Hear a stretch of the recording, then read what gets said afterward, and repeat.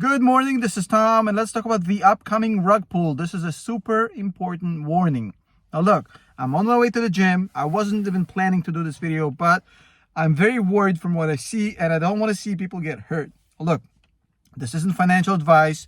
Do your own research. You have to do the work yourself. You can't rely on YouTube videos for any investment decisions. You know this better. I'm not a financial advisor.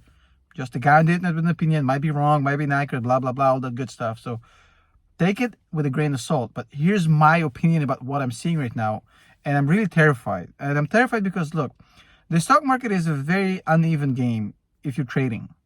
80% of the money in the trading game comes from institutional investors. They're the big boys. 20% of money comes from retail investors. Now, retail investors are basically showing up, in my opinion, to a gunfight with knives. And some of them do win. I know a few.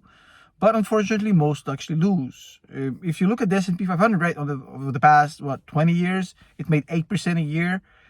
90% of retail investors lost money in that time.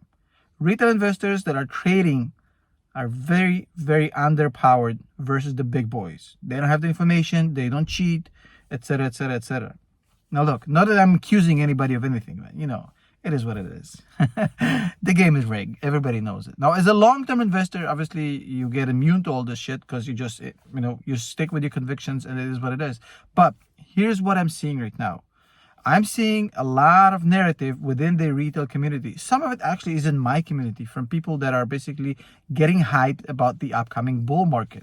And everybody's getting excited again. And I know it's tough because you've been sidelined for so long.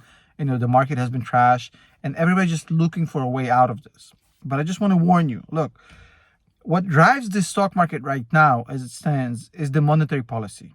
We haven't really seen a market like this in a long time. Now, look, on the one hand, the Federal Reserve drives the bus. Whatever the Fed does will inevitably drive what happens with the market. On the other hand, the Fed is pretty much in an impossible situation. They have basically told the banks in 2020 to release all of the reserves. In March 2020, the Fed told the banks, hey, you don't have to hold any cash as a percentage of your reserves.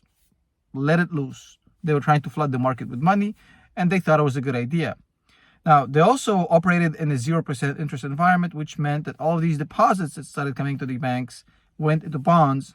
And when the Fed raised interest rates, what happens is that bond prices dropped. And all these bonds the banks were sitting on basically got slashed. And now one thing led to another, and one bank needed cash super fast. And then the whole game was up. Everybody knew about this cheat code. All of these banks were hiding for the better part of 2 years about $2 trillion of unrealized losses because of these bonds. And nobody knew about it. Not in the Fed, actually, because they classified them as long-term held to maturity bonds, whatever, right? So they wouldn't appear in the financials. Now, SVB uncovered this bullshit, and now everybody's terrified because, there's $1.7 trillion of unrealized losses across the banking system. And for smaller banks, that's a problem. So that's potentially, a risk of a bank run against other smaller banks. We've seen Signature go down, FRC on the brink of collapse, etc., etc. Now, these banks are stuck, the smaller banks, without any reserves because the Fed emptied it out.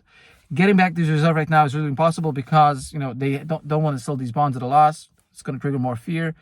And if the Fed keeps raising rates, the problem is going to get worse. As the Fed keeps raising rates to battle inflation, the price of these bonds that people bought for 100 will go to 50, 40, 30, and then the fears would be worse. Now, that should not be a problem if the banks are going to sit on these bonds till maturity.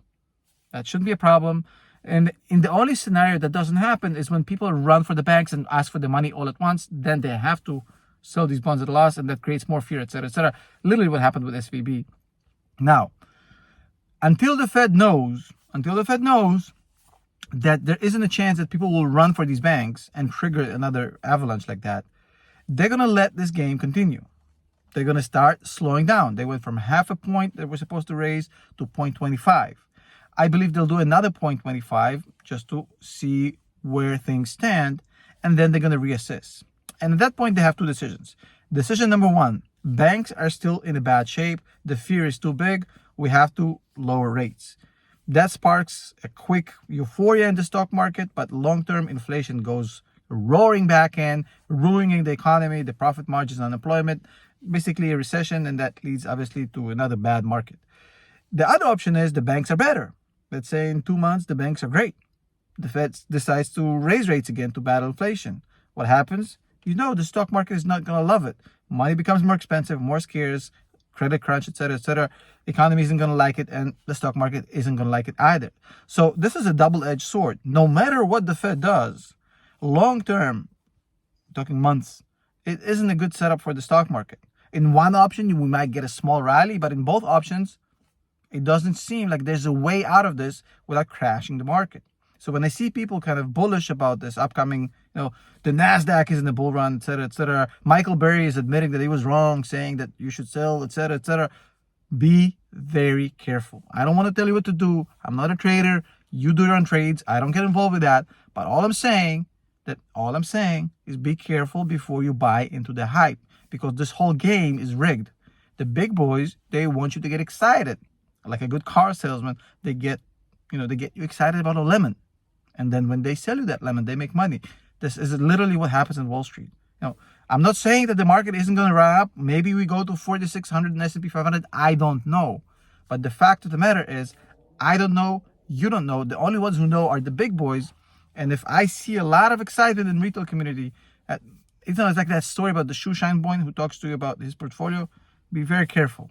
See you later.